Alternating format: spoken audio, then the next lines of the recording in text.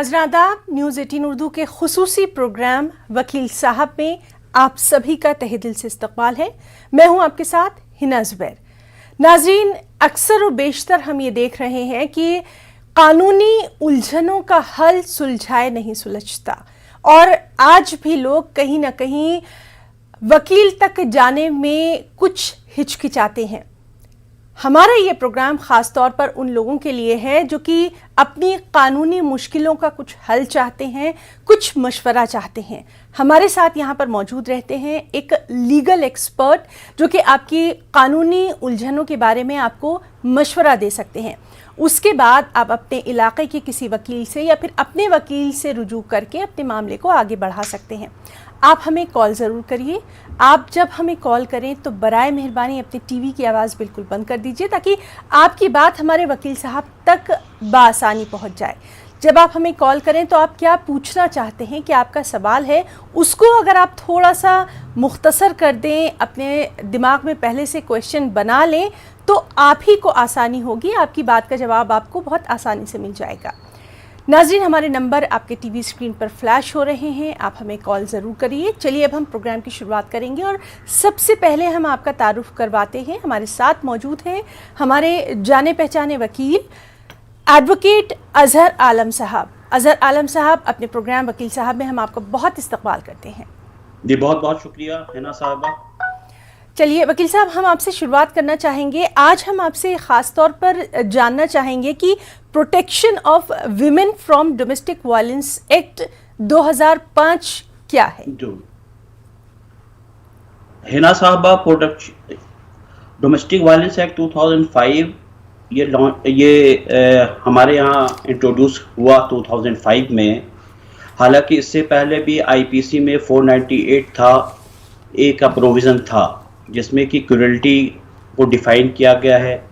शादी के बाद जो औरतों के ऊपर जनरली ये कहा जाता है कि भाई जब औरतें शादी करके जाती हैं अपने घर, तो वहाँ हस्बैंड, उनके फैमिली मेम्बर, सास ससुर हो गया, देवर हो गया, ये उनको तरह तरह के जो मेंटल कह लीजिए आप टॉर्चर करना, फिजिकल करना, इकोनॉमिकल, तो उसमें भी हालांकि 3 साल की सज़ा थी, लेकिन उसका देखा गया कि उसमें कुछ बाद में केसेस पाए गए कि कुछ झूठे मुकदमे में भी लोगों को फंसाया गया। हालांकि जो फैमिली, ज़रूरी नहीं है कि अगर विमेन प्रोटेक्शन के लिए लाया गया ये वो भी था, लेकिन उससे चूँकि लगा कि एक और होना चाहिए, कोई एक्ट आना चाहिए जिसमें कि हम उसको और ज़्यादा औरतों को प्रोटेक्ट कर सकें जी। इसीलिए डोमेस्टिक वायलेंस एक्ट लाया गया 2005 में। इसमें यह था कि भाई अगर आप औरत को उसके घर से निकाल नहीं सकते, आपको उसी अपने घर में ही रखना है। अगर हस्बैंड वाइफ में कोई डिफरेंसेस हैं जी, तो आप उसको ये नहीं है कि धक्का देकर के आप घर से बाहर निकाल सके, बिल्कुल आपको उसी घर में रखना है। वो अब उसके लिए क्लेम भी कर सकती है, भाई रेसिडेंस के लिए, अपने मेंटेनेंस के लिए भी क्लेम कर सकती है, कस्टडी ऑफ चिल्ड्रन का अगर मामला है तो वो भी कर सकती है। तो ये सारे मामले, लेकिन ये बात नहीं है कि आप अगर डोमेस्टिक वायलेंस एक्ट का अलग प्रोविजन है, वो भी एमएम को पावर दिया गया है, फैमिली कोर्ट में भी है। इस तरह के अगर होते हैं तो कोई भी जाकर के वहाँ केस फाइल कर सकता है जी। लेकिन इसमें थोड़ा तरीका ये है कि अगर आप के ऊपर कोई जुर्म हो रहा है किसी लेडी के ऊपर जी जी, तो वो लोकल थाना में जाए, वहाँ कंप्लेन करें, वहाँ लिख करके दें कि भाई ऐसे ऐसे हुआ। आजकल क्राइम अगेंस्ट विमेन सेल भी है। पहले कोशिश ये की जाती है कि भाई जनरली लड़कियां वहीं जाके कंप्लेन देती हैं, उसके बाद वहाँ भी कंसिलिएशन की प्रोविज़न है। वो कंप्लेन फाइल होने के बाद उसमें जो देखा जाता है, अगर लगता है कि हाँ पर हमसाई केस मेड आउट होता है इन लॉज के खिलाफ और हस्बैंड के खिलाफ जी, तो उनको वो नोटिस भेजते हैं, वो थाने बुलाते हैं। पहले कोशिश ये की जाती है कि रिकंसिलिएशन हो जाए, आपस में मेल जोल हो जाए, क्योंकि देखिए ये हस्बैंड वाइफ का मामला होता है, बहुत सेंसिटिव ये इशू होता है जी। कभी कभी दोनों के मिजाज नहीं मिलते आपस में, कभी कुछ गलतफहमी की वजह से, कम्युनिकेशन गैप की वजह से ये हो जाता है।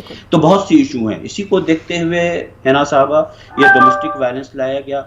कि भाई इनको प्रोटेक्ट किया जाए, औरतों को ऐसा ना हो कि कोई घर से निकाल दे, बेदखल कर दे, फिर आप रहने दिए।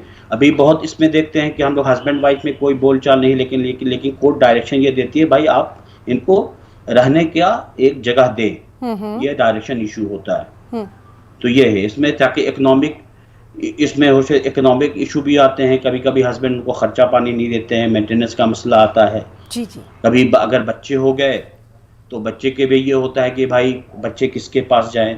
तो ये डोमेस्टिक वायलेंस बाज़ाब्ता एक स्पेशल कोड भी बना दिया गया है, फैमिली कोड में ही ये एक है, जिसमें औरत अपने मेंटेनेंस के लिए, रहने के लिए, घर के लिए इस तरह की क्लेम कर सकती है। जी वकील साहब, आपसे ये भी जानना चाहेंगे, ये जो डोमेस्टिक वायलेंस एक्ट है, इसमें शौहर के अलावा कौन कौन से और क्या किसी और के खिलाफ भी शिकायत दर्ज करवाई जा सकती है, जैसे कि जी जी, जनरली ये होता है, ये हैना साहबा ऐसा है कि पहले 498 में भी होता था कि हस्बैंड के अलावा जितने भी, चाहे फादर इन लॉ हो, मदर इन लॉ हो, जेठ हो, देवर हो, कभी कभी तो ये होता है जो मीडिएटर जो शादी कराते हैं उनका भी नाम आ जाता है FIR में। तो उसके बाद बहुत से, चूंकि उसके मिसयूज भी हो रहे थे, तो हमारे हाई कोर्ट ने, सुप्रीम कोर्ट ने बहुत से डायरेक्शंस दिए। पहले क्या होता था, FIR होने के बाद तुरंत सबको अरेस्ट कर लिया जाता था, लेकिन अब वो नहीं है। अब ऐसे जजमेंट्स आ गए हैं कि जिसमें पहले पुलिस इन्वेस्टिगेट करेगी कि जो एलिगेशंस लगाए गए हैं वो सही हैं कि नहीं है। अगर सही नहीं है और उसके भी आप जब ACP परमिशन देगा, तब अदर देन हस्बैंड, जी जी, father in law, mother in law या दो डिस्टेंट रिलेटिव्स हैं, उनके ऊपर जो एलिगेशन लगाए हैं, अगर वो परमिशन ACP देता है तभी उसके खिलाफ एक्शन होगा। या प्रोविजन इसलिए भी है कि एंटीसिपेटरी बिल का प्रोविजन है कि अगर FIR होने के बाद आप एंटीसिपेटरी बिल ले सकते हैं। जी, ये सब चीज़ें हैं।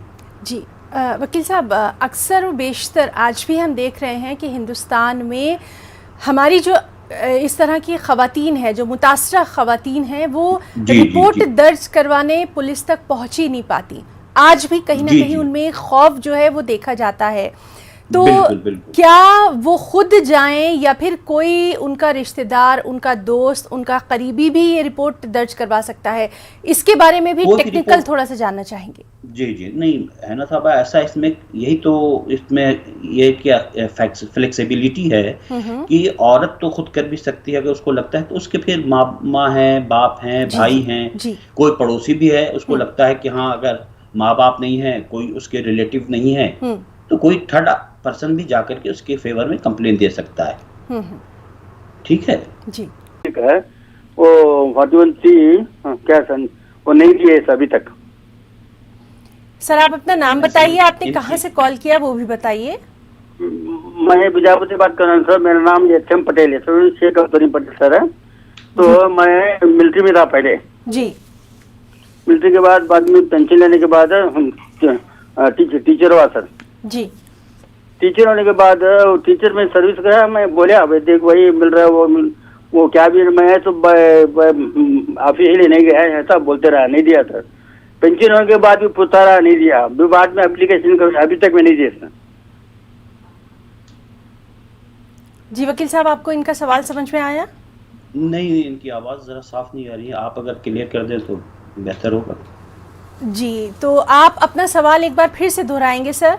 सर मुझे 41C मिलिट्री का स्केल मिलना चाहिए, क्योंकि मैं माजी सैनिक है, उसके बाद टीचर हुआ था। क्या था टीचर होने के बाद। हमें कॉल करने के लिए। तो नाज़रीन, जब आप हमें कॉल करें तो आप अपना सवाल जो है बराए मेहरबानी बिल्कुल साफ़ और क्लियर पूछें। ये जानना चाह रहे हैं कि 41C के तहत क्या इन्हें कोई बेनिफिट मिल सकता है? मिलिट्री में थे ये पहले, उसके बाद ये इन्होंने टीचिंग की जॉब ज्वाइन की। जी, 41C एक्ट है, उसके तहत क्या इन्हें कुछ बेनिफिट्स मिल सकता है, ये जानना चाहते हैं। मिलिट्री में थे, उससे ये हाँ इन्होंने रिटायरमेंट लिया, इन्होंने एक टीचिंग की जॉब ज्वाइन की। नहीं, इनका क्वेश्चन कुछ मुख्तलिफ है। ये मिलिट्री में ज्वाइन किया, फिर इनके ऊपर कोई केसेस थे? ये बाद में टीचिंग में चले गए थे, इन्होंने अपना जो प्रोफेशन है वो बदल लिया था। क्या इन्हें अच्छा। तमाम जो बेनिफिट्स हैं वो मिल सकते हैं मिलिट्री के? वो तो उसके लिए वो उनको जाना पड़ेगा हाई कोर्ट रिट पिटीशन पर। इनके तो क्वेश्चन बिल्कुल मुख्तलिफ हैं, जिस इशू पे हम बात कर रहे हैं उससे भी तो बिल्कुल मुख्तलिफ क्वेश्चन उन्होंने पूछा है। जी बहुत शुक्रिया। चलिए बात करेंगे अपने अगले कॉलर से। हेलो हेलो हेलो, नमस्ते जी नमस्ते। आप हेलो, अपना अस्सलाम वालेकुम। हाँ अपना सवाल करिए। हम वकील साहब से बात करना है। वकील साहब आपकी बात जी सुन हाँ, रहे हैं। बोलिए। ये हमारे वकील साहब, हमारा एक ये है, हमारा एक हल मसला है। अपना सवाल करिए। जी बताएं। वो हमारी बहू है ना, और 5 साल से हमारे ऊपर केस डाल का है, कोर्ट केस डोरी केस डाल का है। उससे हमें क्या करना है? हमारे ऊपर बहुत इल्जाम लगा के है वो, और उसे क्या करना है? हमें रास्ता बताइए वकील साहब। बहुत बहुत शुक्रिया होता है। जी बहुत नहीं, शुक्रिया देखिए, हमें अगर कॉल आपकी करने के लिए। बहू ने अगर आपके झूठा केस किया है तो वो तो कोर्ट एग्जामिन करेगी। अगर उसमें ये पाया जाएगा कि भाई जो भी एलिगेशंस उसने लगाए हैं आपके ऊपर या आपकी फैमिली के ऊपर, तो फिर आपको बरी किया जाएगा। ठीक है। हेलो, चलिए बात करेंगे अपने अगले कॉलर से। हेलो हेलो हेलो जी, आप अपना सवाल करिए। जी, मैं ये पूछना चाह रहा था कि हमारी बीवी के 2 भाई हैं, अम्मी हैं। वालिद साहब का इंतकाल 18-19 साल पहले हो गया, और जी। एक बहन है उनकी। तो दोनों भाई और माँ उनका कानूनी तौर पर क्या, शरई तौर पर क्या हिस्सा देना नहीं चाहते। तो अब हमें क्या करना चाहिए? सारे कागजात भी भाई- उन्हीं के पास है, सब कुछ उन्हीं के पास है। जी बहुत शुक्रिया हमें कॉल करने के लिए। जी वकील साहब, अब आप इनके सवाल का आप जवाब दीजिए। इसके लिए कोर्ट की तरफ रुजू कर सकते हैं। वहां जा करके आप क्लेम करें, केस फाइल करें, तो इंशाल्लाह जो भी आपके हिस्से जो शेयर होता है वो मिलेगा कोर्ट से। चलिए नाज़रीन, बात करने की कोशिश करेंगे अपने अगले कॉलर से। हेलो हेलो, जी, अपना नाम बताइए और सवाल करिए सर। मेरा नाम मोहम्मद जाबिर है, जी। मुंबई से। जी 5 साल के लिए दुकान दिया है भाड़े पे। जी। अभी 5 साल के बाद उसी आदमी को दे सकते कि नहीं? हाँ, दे वकील साहब, सकते हैं जाबिर साहब। अगर आपका एग्रीमेंट कितने साल का था ये बताएंगे आप? हाँ, आपका एग्रीमेंट कितने साल के लिए था उनसे? ये भाड़े पे, मतलब 5 खत्म होने वाले हैं, तो आप उसको अपन दे सकते कि नहीं? अगर 5 किसी साल आदमी- खत्म होने वाले, 5 साल का एग्रीमेंट था, अगर वो एक्सटेंड करना चाहते हैं तो आप उसको बढ़ा भी सकते हैं, या अगर उनको खाली कराना चाहते हैं आप तो खाली भी करा सकते हैं। हाँ। फिर दूसरा टेनेंट आप रख सकते हैं नया। ठीक है। चलिए बात जाबिर करेंगे साहब? अपने एक और कॉलर से। हेलो हेलो हेलो जी, आप अपना सवाल करिए, अपना नाम बताइए। हेलो जी हाँ, बोले। टीवी की हेलो। आवाज बराए मेहरबानी आप बंद कर दीजिए। हाँ हाँ मैडम, मुझे वकील साहब से बात करना है। आपकी बात जी, सुन बताएं। रहे हैं वकील साहब, आप सवाल करिए सर। मेरी उनसे बात पूछना है उनसे। आप अपना सवाल करिए वरना आपकी जी, कॉल पूछे, कट पूछे। जाएगी। मैं पुणे से मिलिंद खोले बोल रहा हूँ। जी हाँ, अब- बोले, आप क्वेश्चन पूछे अपना। तो मेरा सवाल ये है कि शादी होने के आप क्वेश्चन पूछ रहा हूँ जी। सर।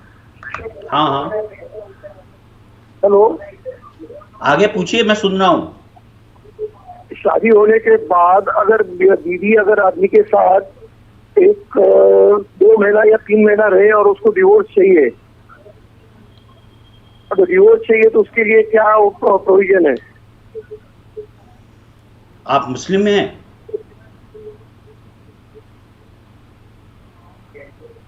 आप नाम बताएं अपना। मेरी आवाज जा रही है आपके पास? चलिए नहीं बहुत सर, हिंदू। तो आप डाइवर्स पिटीशन फाइल कर सकते हैं। हिंदू हैं आप तो आप मिलिंद डाइवर्स खोले। पिटीशन कोर्ट में जाके मिलिंद आप नाम बता डाइवर्स रहे हैं सर ये पिटीशन- अपना। हाँ, आ रही है सर आपकी आवाज। महिर साहब, अगर आप शादी हो गई, आप में आपस में नहीं बन रही है, तो आप कोर्ट में जाके डाइवर्स फाइल कर सकते हैं। आप म्यूचुअल डाइवर्स के लिए भी जा सकते हैं। अगर वाइफ आपकी रजामंद है तो दोनों सहमति से भी आप डाइवर्स ले सकते हैं। जी वकील साहब, बहुत शुक्रिया। और नाज़रीन, लगातार आपके सवाल जो हैं वो हमारे पास आ रहे हैं, और जब आप हमें कॉल करें, बहुत आपसे ये दरख्वास्त है कि अपनी टीवी की आवाज़ बिल्कुल बंद कर दें ताकि आपकी बात वकील साहब तक बिल्कुल क्लियर पहुंच जाए। फिलहाल एक छोटा सा ब्रेक। एक बार फिर से आप सभी का इस्तकबाल करते हैं। लगातार आपकी कॉल्स का सिलसिला जारी है। हमारे साथ मौजूद हैं सीनियर एडवोकेट अजहर आलम साहब। चलिए, कॉल्स का सिलसिला एक बार फिर से हम शुरू करेंगे। बात करेंगे अपने अगले कॉलर से। हेलो जी। हेलो जी सर, अपना नाम बताइए और सवाल करिए। जी हाँ सर, मेरा नाम प्रदीप हो गया, बोकारो से बोल रहे हैं। जी बोलिए। जी सवाल करिए। सवाल ये है सर कि मेरे पास एक भाड़ेदार है, खाली करवाना चाहते हैं। तो आपकी आवाज़ बिल्कुल क्लियर नहीं आ रही है सर। आप थोड़ा ज़ोर से अगर अपना सवाल करें, वॉल्यूम थोड़ा बढ़ा दीजिए प्लीज़। हाँ, सवाल ये है कि भाड़ेदार को हम रखे हुए हैं, अभी उसको खाली करवाना है, तो खाली करवाने के लिए उसको हम कितना समय दे सकते हैं? ऑलरेडी वो 6 महीना ले चुका है। जी बिल्कुल, बहुत शुक्रिया हमें कॉल करने के लिए। आप जवाब ज़रूर सुनिए। वकील साहब, एक किराएदार को इन्होंने मकान दिया था, अब ये खाली करवाना चाह रहे हैं, ये क्या कानूनी तौर पर इसमें कर सकते हैं? 6 महीने का वक्त ये इन्हें ऑलरेडी दे चुके हैं। नहीं, अगर वो दे चुके हैं 6 महीने, उसके बाद भी अगर वो खाली नहीं कर रहे हैं तो आप कोर्ट में जाकर के इविक्शन सूट फाइल कर सकते हैं। ठीक है, आपने सुन लिया? जी, आपकी बात उन तक पहुंच गई है और बहुत शुक्रिया जवाब देने के लिए। चलिए बात करेंगे अपने एक और कॉलर से। हेलो। ये शोहर का इंतकाल हो गया बच्ची की। जी जी। तो उनकी सास जो है, उनको शोहर की जायदाद में कुछ भी नहीं देना चाह रही, तो उसके बारे में बात करने का था मेरे को। जी। और घर से निकल जाओ बोल रहे हैं, हकाल देती हूँ बोल रही, चल निकल मेरे घर से। कितना अर्सा हुआ सर इंतकाल को? कितना अर्सा हुआ? करीब 5 महीने हो गए सब। 5 महीने हो गए हैं। तो क्या उसमें उनकी सास, नंदे, कौन कौन शामिल है? सास है घर में, जेठ है। जी जी, आप बिल्कुल परेशान ना हो, वकील साहब से हम इसका जवाब ज़रूर लेंगे।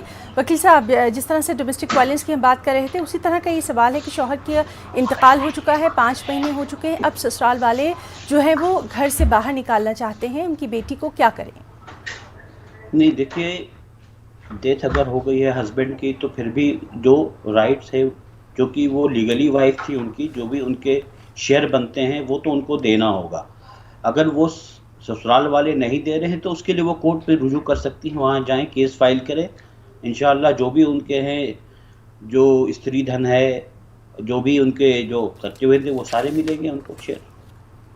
जी, बहुत शुक्रिया आपके जवाब का। और नाज़रीन, लगातार हमारे पास आपके सवाल आ रहे हैं, आप अपने सवाल ज़रूर करिए। वकील साहब हमारे साथ मौजूद हैं। वकील साहब, जिस तरह से हम ये बात कर रहे थे कि अगर एफआईआर नहीं लिखी जाती है, अक्सर व बेशतर हमने देखा है कि जब भी पुलिस स्टेशन या कहीं जाते हैं एफआईआर लिखवाने, तो कह दिया जाता है या तो टाल दिया जाता है, या फिर ये कि हाँ हमने कंप्लेन ले ली, वर्बली ये बात कह दी जाती है।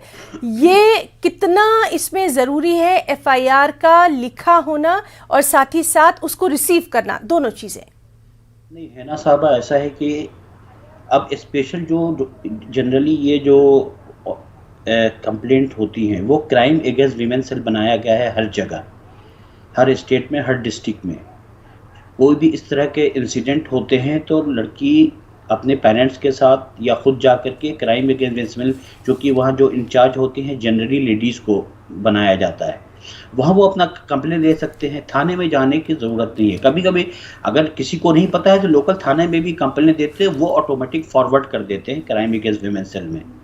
क्राइम अगेंस्ट वीमेन सेल का मकसद है कि वो कंप्लेंट देख करके उनको लगता है कि हाँ केस बनता है, तो वो फिर उनको नोटिस करेंगे, जो भी हस्बैंड है, जिनको भी पार्टी बनाया गया है। इसलिए, और अगर वहाँ भी परेशानी है तो फिर आप डायरेक्ट एसपी को लिख सकते हैं, सुपरिटेंडेंट ऑफ पुलिस को दे सकते हैं। फिर भी अगर नहीं सुना जाता है तो 156(3) में प्रोविजन है, आप कंप्लेंट फाइल सकती हैं कोर्ट में जाकर के कि डायरेक्शन दिया जाए।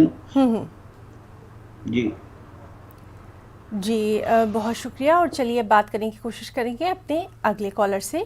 Hello hello. हेलो, अस्सलाम वालेकुम। वालेकुम सलाम सर, वालेकुम। अपना सवाल करिए। हेलो, अपना सवाल जी करिए हाँ सर। हाँ मैं नासिक से बोल रहा हूँ, महाराष्ट्र। जी सवाल करिए। हाँ बोलिए। मेरी मेरी दुकान है भाड़े की। जी हेलो जी हेलो, तो सर, आप दुकान का अपना जो सवाल करिए। क्वेश्चन के नहीं सुन रहा हूँ। दुकान का जो मालिक है 20 साल से भाड़ा लेगा नहीं।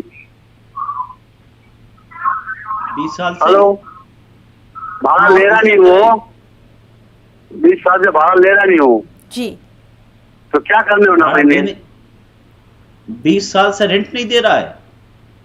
भाड़ा ले रहा नहीं वो, और की ले रहा नहीं, भाड़ा ले रहा नहीं, तो क्या सर, करने होना मैंने? रेंट ले नहीं रहा है, अच्छा, रेंट नहीं ले रहा है। ओनर जो है वो रेंट नहीं ले रहे हैं 20 साल से। 20 साल से। अच्छा अच्छा, नहीं तो इसके लिए तो वो आप रेंट नहीं लेना है तो उसका तो फिर अगर आप 20 साल से खामोश थे। हेलो जी जी, लगता है कि हेलो। इनकी कॉल जो है वो कट जी। गई है और हम इंतज़ार करेंगे ये हमें दोबारा कॉल करें। चलिए बात करेंगे अपने एक और कॉलर से। Hello hello hello hello. तो नाज़रीन, लगातार हम बात करने की कोशिश कर रहे हैं। एक बार फिर से हम आपसे यही दरख्वास्त करेंगे, जब आप हमें कॉल करें तो वकील साहब तक आपकी आवाज़ जो है वो वाज़े तौर पर पहुँचे, आपका सवाल भी वाज़े तौर पर पहुँचे। तो आप हमें जो है टीवी की आवाज़ बंद करके कॉल करें और आपको जो भी पूछना है आप डायरेक्ट पूछ सकते हैं। वकील साहब तक आपकी आवाज़ जा रही है। वकील साहब, हम ये आपसे जानना चाह रहे थे कि अगर कोई खातून जो घरेलू तशद्दुद से मुतासरा खातून है वो अपनी शिकायत लेके विमेन सेल जाती हैं, क्योंकि आमतौर पर ख़वातीन जो हैं वो अपनी बात वहीं पे रखने के लिए जाती हैं, कोई भी मुतासरा खातून हो, विमेन सेल में अगर उनकी बात नहीं सुनी जाती, अक्सर व बेशतर हमने देखा है कि वहाँ पर मतलब सिंपैथी तो दूर की बात है, एक गिलास पानी तक नहीं पूछा जाता है। बहुत सारी ऐसी एग्जाम्पल्स हमने देखी हैं। उस वक्त क्या करें डरे बिना? नहीं, मैंने इसका जवाब शायद पहले भी दिया है ना साहबा, कि उसके लिए आप एसपी के यहाँ जो सुपीरियर ऑफिसर हैं उनके यहाँ आप जाके कंप्लेंट दे सकते हैं कि, और अगर वहाँ भी नहीं सुनवाई हो रही है तो उसके लिए आप कोर्ट जा सकते हैं। कंप्लेंट आप 156(3) में प्रोविजन है। क्या वो अपनी कंप्लेंट में फिर इस बात का भी जिक्र कर सकती हैं कि वो पहले कहीं गई थी, वहाँ पे उनकी सुनवाई नहीं हुई? जी, उस कंप्लेंट में जो लोकल थाना तो या क्राइम अगेंस्ट विमेन सेल को भी पार्टी बनाया जाता है। उसमें डायरेक्शन देगी कोर्ट कि नहीं आप इसकी रजिस्टर करें। उनको लगता है कि नहीं केस मेड आउट होता है और उसके ऊपर ध्यान नहीं दिया जा रहा है, तो बिल्कुल वो करेंगे register. They are bound to register. जी बिल्कुल। और हम आपसे ये भी जानना चाह रहे थे, चलिए हम बात करेंगे अब अपने अगले कॉलर से। आपसे सवाल जवाब का सिलसिला भी लगातार जारी है। हेलो जी हाँ, सुनिए ना सर, अपना नाम बताइए और आप अपना सवाल करिए। वकील साहब तक आपकी आवाज़ जा रही है। हमारा नाम है शेख मोहम्मद महमूद। जी सर। जी शेख साहब, हमने लड़के के शादी दिया रहा 2002 में। उस टाइम से लोग जो है हमको सीधा पाके लड़की को जो है अपाहिज है, लोग छेका छेकी नहीं किया, लड़की देखने गए उसी में लोग छेका छेकी कर दिया। करने के बाद जो है हम तो फंस गए और दिन तारीख सब रख दिया। रखने के बाद 2002 से लेके 2005 तक लड़की आना जाना, मतलब कैल्शियम तेल पी लेना, हरम पी लेना। लड़का एक्सेप्ट नहीं कर रहा, हाथ टेढ़ा है, पेट पे ऑपरेशन है, समझे। अब वो लड़की बोल रही हम छोड़ेंगे नहीं, खुराकी ले लीजिए। अच्छा, लड़की छोड़ने नहीं मांगती है, बोलते हम खुराकी लेंगे। आज 10 बरस से 15 बरस से खुराकी दे रहे हैं हम।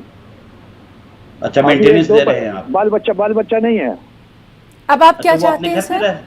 अरे बाबा, उसको खुला दे दे। खुला लेना चाहते हैं?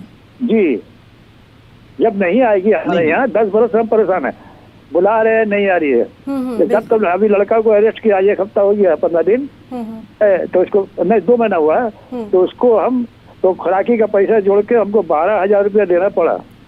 सर, आपने कहाँ से कॉल किया? हम हावड़ा से कॉल किया है। जी नहीं, आप रिस्टिट्यूशन ऑफ कंज्यूगर राइट की नोटिस भेज सकते हैं। अगर फिर भी नहीं आती है वो, नहीं आती है। पंचायत सब कर लिया, टीपू सुल्तान मस्जिद से भी बुलाया, कुछ नहीं। उसका भाई बड़ा बदमाश है।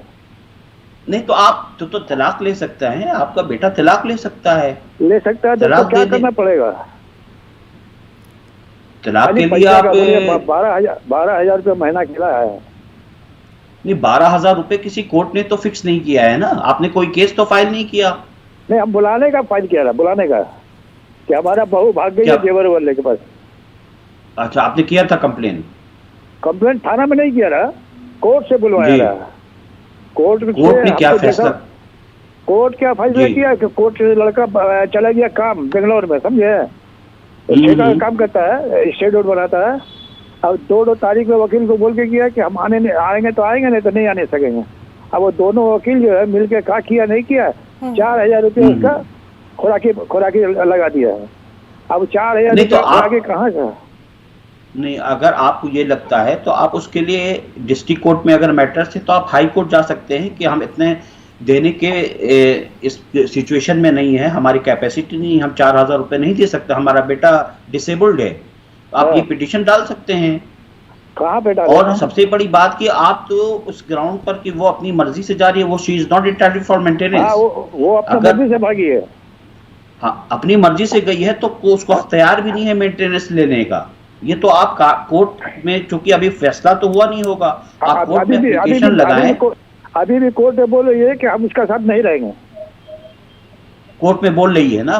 हाँ, अभी कल तारीख रहा, खर्चा लेके चल गया जब पुलिस है कि नहीं हम नहीं रहेंगे उसका साथ।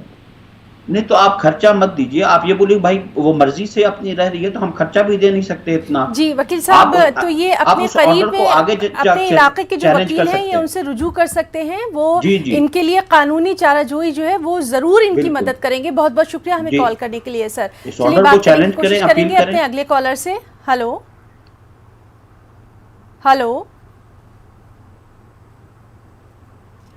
हाँ जी, हेलो हेलो, मैं अब्दुल हकीम बोल रहा हूँ। जी, आप टीवी की आवाज बंद कर दीजिए बिल्कुल, उसके बाद आप अपना सवाल करिए। अब्दुल हकीम बोल रहा हूँ। जी जी, दिल्ली से। जी सर।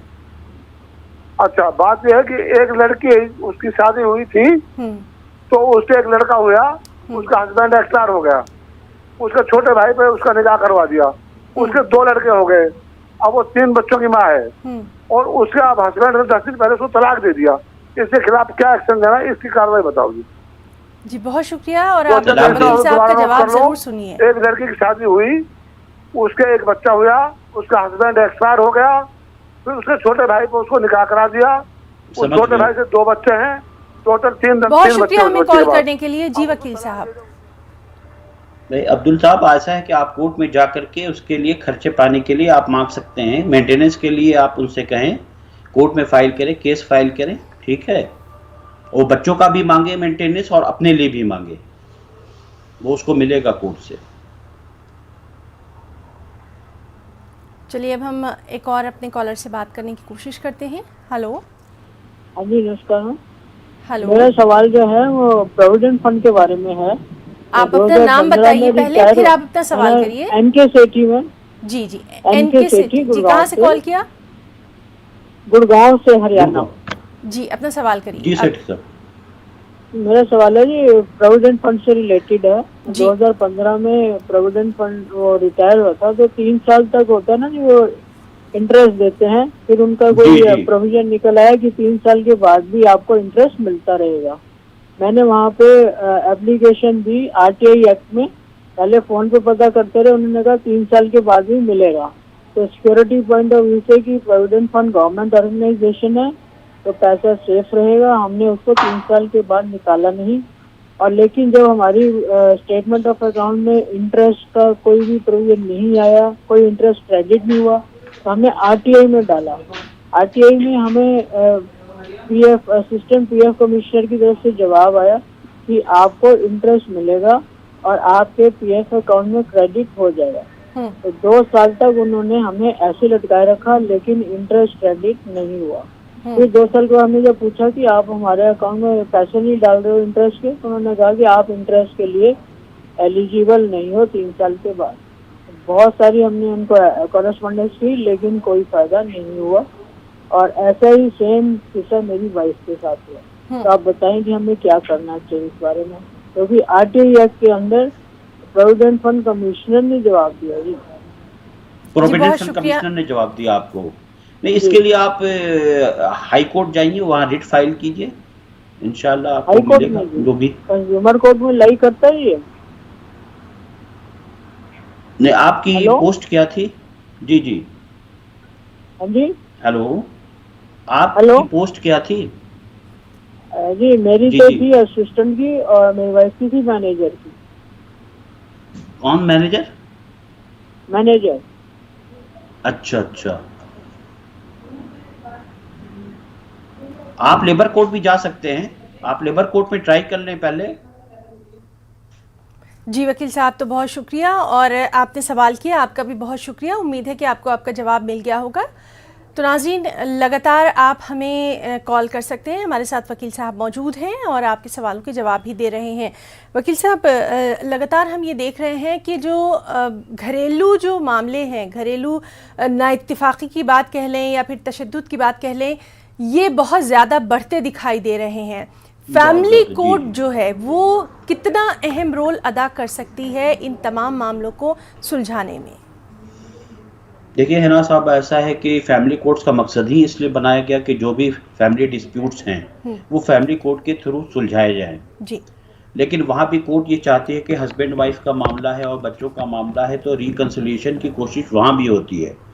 तो जनरली जो केसेस फाइल होने के बाद कोर्ट नोटिस भेजती है, फिर दोनों हस्बैंड वाइफ को चाहती है कि ये दोनों सुलह हो जाए, एक साथ हो जाएं। उसके लिए कभी कभी मैटर्स मीडिएशन में भी रेफ़र किए जाते हैं, जो कि ये भी एक अल्टरनेट डिस्प्यूट रिजोल्यूशन के हमारे ये हैं कि आप अगर कोर्ट में मैटर्स हैं और अगर मीडिएशन के थ्रू सेटल हो जाएं तो आप लंबी लड़ाई से बच सकते हैं जी। क्योंकि लड़ने में देखिए दोनों के लिए परेशानी है, बिल्कुल वक्त की बर्बादी है, पैसे की बर्बादी है। अगर बच्चे हैं तो बच्चे भी सफ़र करते हैं, क्योंकि हर डेट में कोर्ट जाना, बच्चों को लेकर के खुद जाना बड़ी परेशानी का सबब बनता है। तो बेहतर ये है कि अगर मीडिएशन में कोर्ट रिफ़र कर रहा मामला, तो वहाँ बैठ के आपस में अगर छोटे मोटे इशू हैं तो उसको सॉल्व करके दोनों एक साथ हो जाएं। ऐसे हम लोग ने कई बार देखा है कि भाई कभी कभी अना के चल रहा बहुत छोटी सी बात में, अच्छा घरों में ज़्यादा इख्तलाफात होते हैं, अगर लड़की को सपोर्ट उसके माँ बाप कर रहे हैं तो वो देखा गया कि ज़्यादा घर बर्बाद होता है। जी वकील साहब, तो लगातार आपसे हमारी बातचीत जो है वो जारी रहेगी। यहाँ पर हमारे पास एक और सवाल आया है, हमें एक हमारे नाज़रीन हैं, उन्होंने हमसे ये पूछा है कि एक खातून है वो डिवोर्स लेना चाहती हैं, डिवोर्स के साथ उन्होंने मेंटेनेंस के लिए भी बात की है, लेकिन वो थोड़ा बहुत कमाती भी है, मतलब इंडिपेंडेंट भी है, लेकिन उतना उनकी सैलरी या उतना उनका महीने का नहीं है कि वो अपने, उनके 2 बच्चे भी हैं जिनका खर्च उठा सकें। तो क्या हस्बैंड जो हैं उनके, जिनसे वो डिवोर्स चाहती हैं, उनकी अच्छी आमदनी है, ऐसे मामले में क्या कानून उनकी मदद करेगा? बिल्कुल मदद करेगा।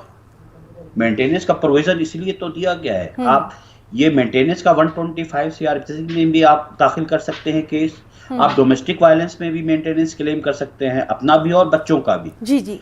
आजकल क्या है मैडम, अगर आपको both the parties have to file their affidavits कि क्या उनकी इनकम है, क्या सोर्स ऑफ अदर्स इनकम है, अगर वो सैलरीड हैं, उसके अलावा उनकी क्या आमदनी है, एंसेस्ट्रल प्रॉपर्टी अगर है, उससे कोई रेंट आता है, या और अलग तरह की कोई बिजनेस भी कर रहे हैं, साइड बिजनेस, तो आपको हर चीज़ ये एफिडेविट में तफसील बतानी पड़ेगी।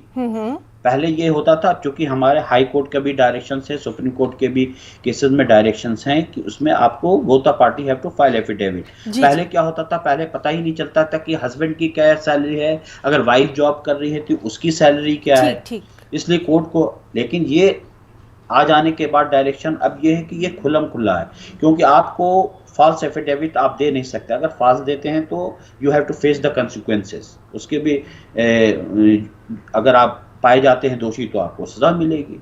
इसलिए दोनों हस्बैंड वाइफ को एफिडेविट देना होगा, उनकी क्या आमदनी है, क्या खर्च करते हैं, बच्चे स्कूल में पढ़ रहे हैं। तो जनरली कोर्ट देख के उनकी इनकम के बिना पर ही मेंटेनेंस तय करती है कि उनकी क्या कैपेसिटी है। ऐसा नहीं है कि अगर हस्बैंड को 20,000 सैलरी मिल रही है तो कोर्ट उस पर 25,000 का मेंटेनेंस का डायरेक्शन दे। जी बिल्कुल, क्योंकि उसकी फाइनेंशियल कंडीशन देखनी पड़ती है। फाइनेंशियल कंडीशन देखने के बाद ही कोर्ट जो है वो मेंटेनेंस तय करता है, बच्चों का भी और वाइफ का भी। जी वकील साहब, काफ़ी तफसील से आपने इसका बहुत वाज़ेह अंदाज में जवाब दिया है, बहुत आपका शुक्रिया अदा करना चाहेंगे। और नाज़रीन, हमारे प्रोग्राम का सिलसिला लगातार जारी है, आप हमें कॉल्स भी कर सकते हैं। यहाँ पर हम रुकना चाहेंगे एक छोटे से वक्फे के लिए, जल्द लौटेंगे। तो नाज़रीन, प्रोग्राम वकील साहब में एक बार फिर से आप सभी का इस्तकबाल करते हैं। आप हमें कॉल कर सकते हैं। हमारे साथ मौजूद हैं लीगल एक्सपर्ट सीनियर वकील एडवोकेट अजहर आलम साहब, जिनसे लगातार आप सवाल कर रहे हैं और वो आपके सवालों के जवाब भी दे रहे हैं। नाज़रीन, आप जब हमें कॉल करें तो बराए मेहरबानी अपनी टीवी की आवाज़ बिल्कुल बंद कर दें। बाद में आप अपना सवाल जो है वो हमारे मुख्तलिफ जो सोशल मीडिया पर हमारा ये प्रोग्राम मौजूद रहेगा, वहाँ पर आप सुन सकते हैं। इस वक्त आप जब भी सवाल करें तो उसको थोड़ा सा मुख्तसर करें और टू द पॉइंट अगर आप अपनी बात करेंगे तो आपकी बात वकील साहब तक पहुंच सकती है। हमारे पास वकील साहब एक सवाल आया है कि एक खातून वो तलाक चाहती हैं शादी के दौरान, लेकिन उनको जो गिफ्ट मिले थे और जो तोहफे तोहफ़े मिले थे वो उनको भी वापस चाहती हैं, तो क्या उन्हें वो वापस मिल सकते हैं? क्या इसके लिए कुछ प्रोसीजर है? पहले तो ये पूछिए, खातून मुस्लिम है या नॉन मुस्लिम है? मुस्लिम है वो। अच्छा, नहीं तो अगर वो तलाक चाहती हैं तो कोर्ट में जाएं, वहाँ डाइवर्स मांगें। हालांकि उनको तो ये भी अख्तियार है कि वो खुला ले सकती हैं, लेकिन खुला अगर वो लेंगी तो उन्हें फिर जो चाह रही हैं कि अखराजात जो उन्होंने किए, ये सामान जो दिए, वो उनको माफ़ करना होगा। जी, तो उनको जो गिफ्ट अगर जैसे मेहमान आते हैं जो दिए गए हैं या जो भी सलामी वगैरह के पैसे, तो वो भी उनको नहीं मिलेगा? जी हाँ, अगर वो खुला लेती हैं तब। ऐसे वो कोर्ट पे जाकर के या फिर कंप्लेन करें उनके खिलाफ अगर वो चाहती हैं तो, या उनको अगर शादी हुए कितने दिन हुए। जी, ये तो उन्होंने नहीं लिखा है, वो सिर्फ तलाक के बाद वो ये चाह रही थी कि उनके जो गिफ्ट वगैरह हैं वो उनको मिल जाए। चलिए खैर, आपने बता दिया है, उन तक बात जो है वो पहुंच गई होगी। नहीं, अगर हस्बैंड उनके तलाक दे देते फिर तो उनको जनमहर भी देना पड़ेगा जो शादी में तय हुआ था। बाकी जो अखराजात है अगर वो मांगती हैं और म्यूचुअली अगर हो जाए तो ज़्यादा अच्छा है, सेटल हो जाए। अदरवाइज कोर्ट का रास्ता उनके लिए खुला है। जी बिल्कुल। सर, आपसे ये भी हम जानना चाह रहे थे यहाँ पर कि अक्सर हमने देखा है कि इस तरह के भी केसेस आ रहे हैं जहाँ पर केस की जो फ़ीस है या वकील की फ़ीस है वो अफोर्ड नहीं कर पाते हैं, वो नहीं उठा सकती हैं, लेकिन वो कानूनी हेल्प चाहती हैं। क्या इस सिलसिले में हमारा कानून ऐसी ख़वातीन की कोई मदद कर सकता है या करता है? बिल्कुल है ना साहबा, हमारे यहाँ अब डिस्ट्रिक्ट लेवल पे, स्टेट लेवल पे, नेशनल लेवल पे जी दिल्ली लीगल सर्विस अथॉरिटी बाज़ाब्ता बनाई गई है जी कि जो भी क्लाइंट उनकी कैपेसिटी नहीं है कि वो अखराजात केस के लिए, मुकदमे के लिए उठा सके, वो रुजू कर सकते हैं। वो डीएलएसए के थ्रू वकील हायर होते हैं, उनको वो फीस डीएलएसए के थ्रू ही मिलती है और वहाँ सारे स्ट्रक्चर दिए गए हैं किस उनकी जो फीस है वो उनको एक पैसे भी नहीं देने पड़ेंगे। वो डीएलएसए के थ्रू ही उनको वकील को फीस जाएगी। जो भी पेपर्स के खर्चे होते हैं, टाइपिंग के, ड्राफ्टिंग के, वो सारी फीस उनकी फिक्स की हुई है। वो डीएलएसए ही उनके खर्चात उठाएगी। वकील साहब, ये भी हम आपसे जानना चाहेंगे कि इसके लिए प्रोसीजर क्या होगा, क्या तरीक़ेकार होगा, वो किस तरह से अपनी बात रखें? नहीं, उसमें कुछ कंडीशंस है मैम, वो रुजू करेंगी, वहाँ जा कर के अपना बताएंगे कि हमारी इतनी इनकम है, हमारे कोई या आमदनी नहीं है। उसके लिए उनको अपना आईडी प्रूफ, एड्रेस प्रूफ, जो भी डॉक्यूमेंट्स रिक्वायर्ड होंगे वो अगर वो मांगते हैं वो उसको प्रोवाइड करेंगे। वो भी they will go through the documents. अगर उनको लगता है कि हाँ she is entitled for this, आपको इनको वकील की ज़रूरत है, इनके थ्रू ये बियर नहीं कर सके प्राइवेट वकील, इनको लगता है कि उन्हें फीस नहीं दे पाएंगी, तो वो उसका पेपर जो रिक्वायरमेंट है वहाँ जा करके थे और डिस्ट्रिक्ट कोर्ट बाज़ाब्ता वो कराती है। हर कोर्ट्स में बना हुआ है वो।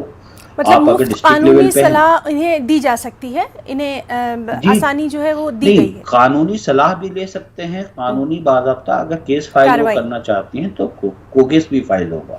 ये वकील साहब आपने बहुत अच्छी और बहुत कारामद बात हमारे तमाम नाज़रीन को बताई है, क्योंकि अक्सर हमारी जो ख़वातीन हैं वो इस सिलसिले में पेशरफ्त करते हुए डरती हैं, ख़ास तौर पर जो इसकी इस्तिताअत नहीं रखती हैं। बहुत आपका शुक्रिया अदा करना चाहेंगे, बिल्कुल। बहुत कारामद बात है। चलिए बात करने की कोशिश करेंगे अपने अगले कॉलर से। हेलो, मैं 40 साल से मैं शादी हुए बाद 1 साल की दुल्हन मेरे आदमी हस्बैंड ने दिलाया, हमें घर दार सब कुछ बांधे, धंधा पानी था हमारा सब था। 18 साल के बाद मेरे को बच्चा हो गया, और ये आजू बाजू वाले मेरे पूरा परिवार है हैदराबाद में है, खैरताबाद में राजभवन नहीं क्या वो मंत्री लोग आते अभी हैं। आप क्या चाहती हैं? आप अपना बताइए, अभी आप क्या चाहती हैं? हाँ तो वही सब बोल रही ना, तो मेरे को आजू बाजू वाले लोग तकलीफ देते हैं, और वो मुंह पे ऐसा तो क्या तो गोटी गोटी बोल के मुंह पे मारते, ठसका लगता। जी बहुत शुक्रिया हमें कॉल करने के लिए। यहाँ हम कानूनी चीज़ों पर लेकर बात कर रहे हैं। बहुत शुक्रिया हमें कॉल करने के लिए। तो वकील साहब देखिए, समाज का भी इस तरह का चेहरा जो है वो कभी हमारे सामने आ जाता है, और वाकई में इन तमाम चीज़ों पर हम सिर्फ अफसोस कर सकते हैं, और यहाँ पर यही बात कर सकते हैं कि हमें खुद बहुत सुधार की अभी ज़रूरत है। चलिए बात करने की कोशिश करेंगे अपने एक और कॉलर से। हेलो हेलो, तो नाज़रीन आप हमें कॉल कर सकते हैं। कानूनी तौर पे अगर आप कुछ जानना चाहते हैं तो वकील साहब हमारे साथ मौजूद हैं, आप अपना सवाल जो है वो वकील साहब से कर सकते हैं।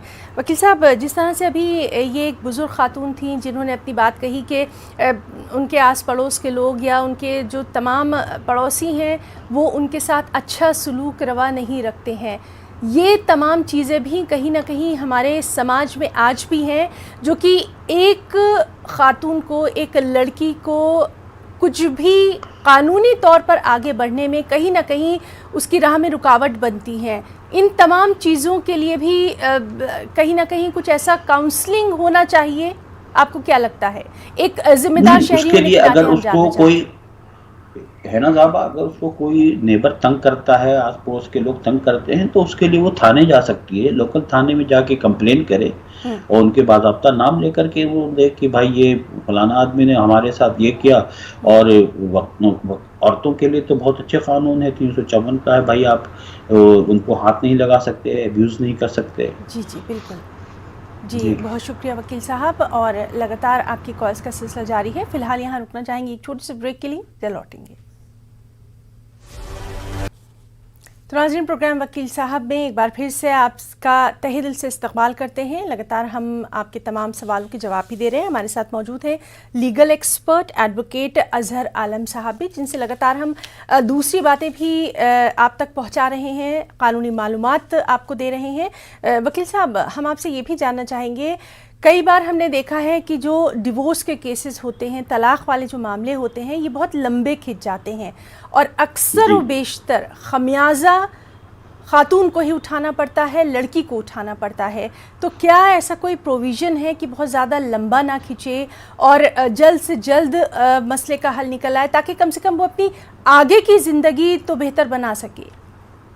नहीं, इसीलिए है ना साहब, जो प्रोविज़न दिया गया है, और कोर्ट भी ये कोशिश करता है कि भाई ये पहले ये 1-2 डेट में हम मीडिएशन में रेफ़र करते हैं केसेस, ताकि वहाँ जा कर के अगर कोई मौका निकलता है कि दोनों पार्टी बैठ करके, हस्बैंड और वाइफ बैठ करके अगर मीडिएशन में सेटल हो जाता है, तो फिर केसेस भी ख़त्म हो जाते हैं। फिर जो भी दोनों की शिकायतें हैं, दोनों अपनी बात को मीडिएटर के पास रख सकती हैं कि भाई ये हमें परेशानी है।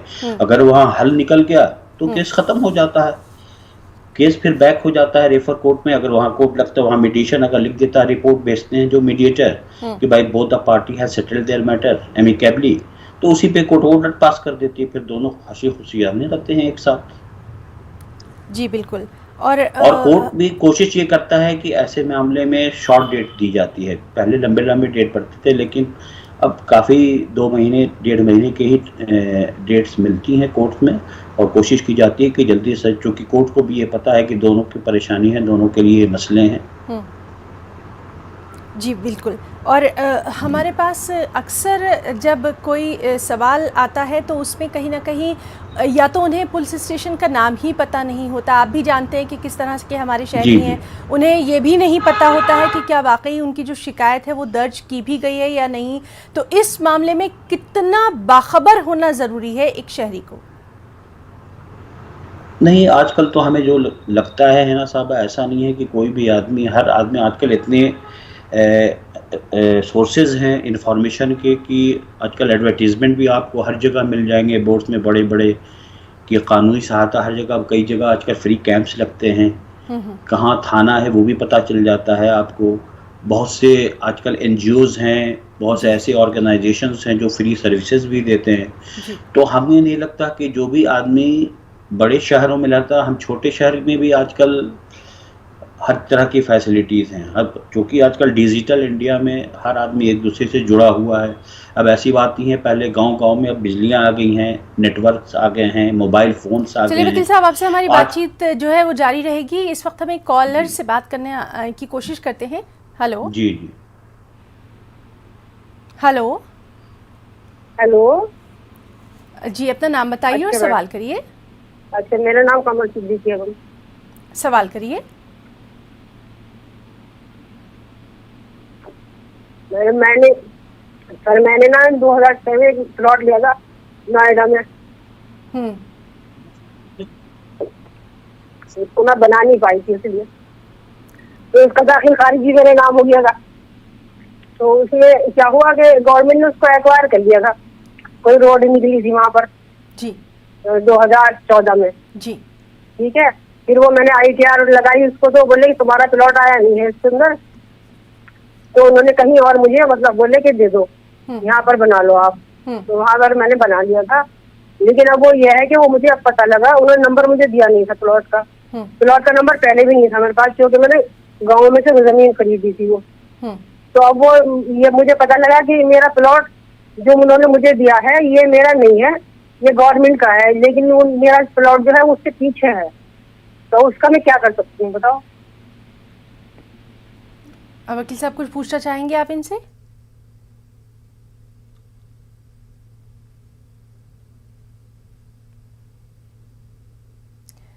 तो नाज़रीन, वकील साहब से हम लगातार बात करने की कोशिश कर रहे हैं। वकील साहब हमारे साथ लगातार मौजूद हैं और हमारे पास कॉल्स का सिलसिला भी जारी है। चलिए बात करने की कोशिश करते हैं अपनी एक और कॉलर से।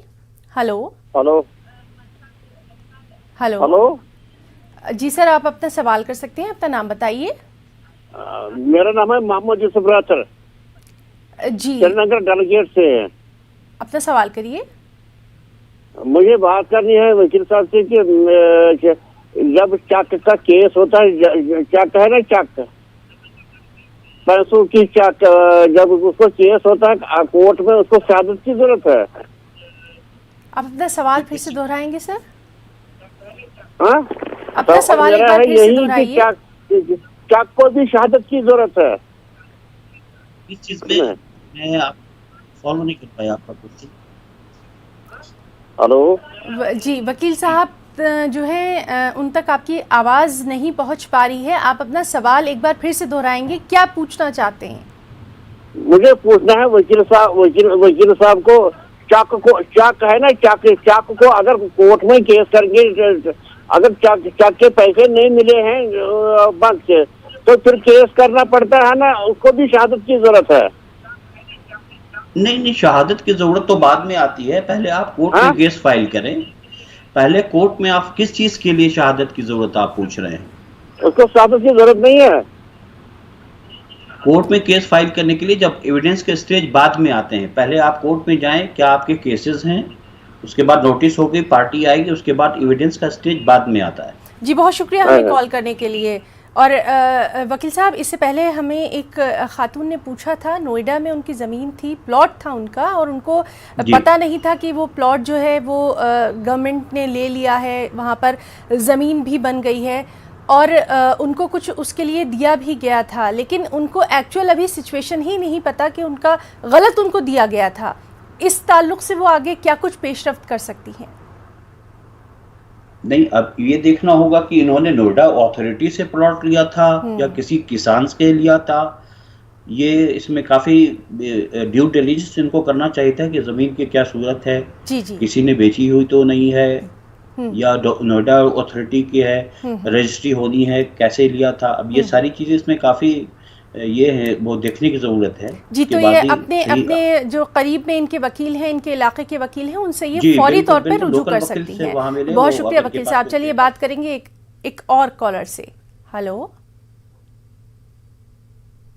हेलो।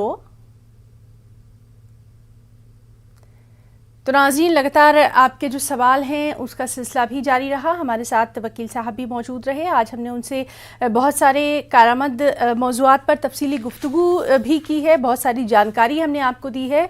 तो वकील साहब, आपका इतना कीमती वक्त देने के लिए हम पूरे न्यूज़ 18 उर्दू की टीम की तरफ से बहुत बहुत शुक्रिया अदा करना चाहेंगे। नाज़रीन, लगातार आप हमें जो हैं वो अपने सवाल इसी तरह से कर सकते हैं। हमारा ये खुसूसी प्रोग्राम वकील साहब हर सनीचर को आता है और आप जो भी आपके कानूनी उलझने हैं आप वो हमें कर सकते हैं। आज के लिए फ़िलहाल इतना ही। इजाज़त दीजिए। आदाब।